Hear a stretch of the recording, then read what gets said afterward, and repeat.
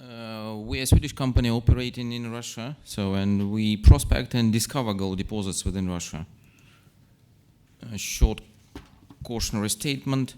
And then why Kopy Goldfields? I think we have a combination of short-term upside and long-term targets. And we're trying to exit one of our Krasny project and bring some cash into the company. And also we have a very good and interesting diversified portfolio of exploration properties. We're located within Lina Goldfields in Russia, which is middle of Siberia, and the area is on the way to produce around 2% of total worldwide gold production.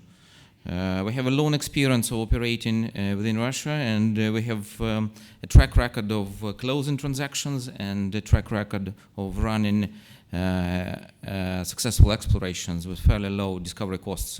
We're listed on Nasdaq in Stockholm. Within Lina Goldfields, the capital of the area is Bedrock. And within the area, there are a number of established Bedrock projects. One is Vysochayshe, run by GV Gold. The other one, Ugahan, run by GV Gold.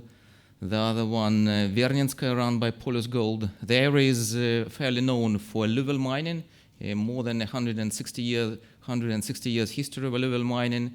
And Bedrock is just popping up. So 50% of gold in the area produced by alluvial, 50% is produced by Bedrock. So the major project, probably the well-known, is Sukhoy Log, 60 million ounces reserve now, in feasibility stage, owned by Polus Gold, and is supposed to be put into production 2025-26, bringing 1.6 million ounces per year annual gold production to the area. Within the area, Kopy Goldfields has around 30% of total license area issued. And the license area increasing a lot within the last 10 years by 80%. And we are one of the major landholders within the area. We are an exploration company, so we believe our best knowledge and best experience is doing the exploration. So we do exploration from the very initial stage, target area, get the license permits, and overall since 2007 we have completed 8 projects. So prospect, explore, and cash out on farming.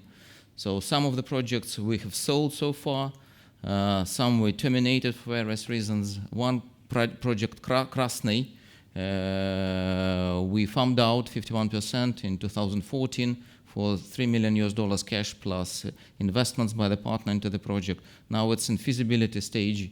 Overall discovery cost is around $11 per ounce. It's 1.8 million ounces resource still open.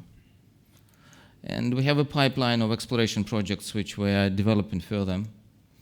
Russia, it's still quite a questionable jurisdictions on many affairs, but overall it has favorable taxation with significant tax benefits for Siberian and Far East projects, up to zero, decreasing the royalty from 6% to 0 for several initial years, decreasing the profit tax from 20 to 0%, and also providing various governmental benefits and subsidies for electricity construction and infrastructure construction. Gold is not a strategic mineral in Russia. Around 50% of gold is produced by internationally or internationally listed companies. To get production permits is not an issue in Russia. It's easily issued, and within between 6 to 12 months, fairly low production costs. And for major part of Russia, mining is the only business, and it is rigorously supported by local federal authorities. So our Krasny project is a flag project for the company. So we started it from 2011, bought the license from the state and developed it as a greenfield, come up with initial resources, and then farmed it to the partner.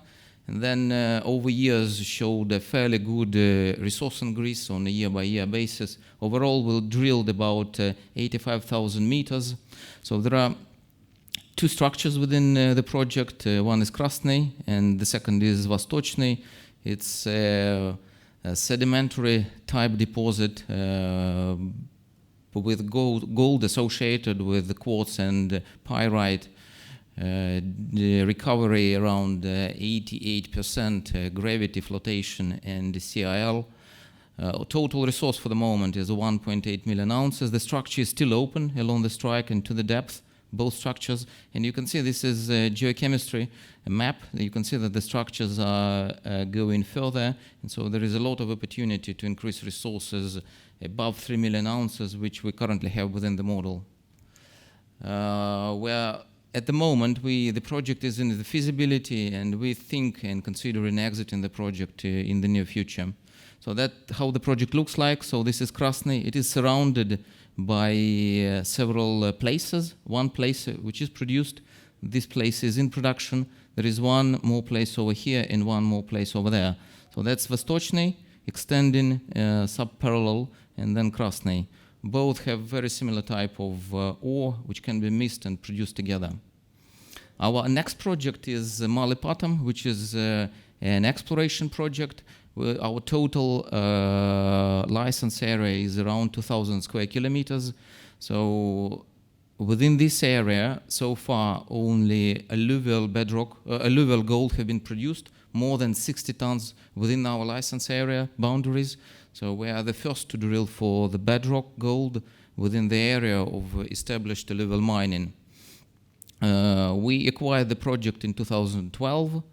We have done a fairly traditional exploration approach. We have done stream sedimentary survey of the area, reviewed the historic data on the alluvial mining, identified several anomalies, and then did the ground geochemical survey, then did geophysics, and this year we started with trench sampling and drilling.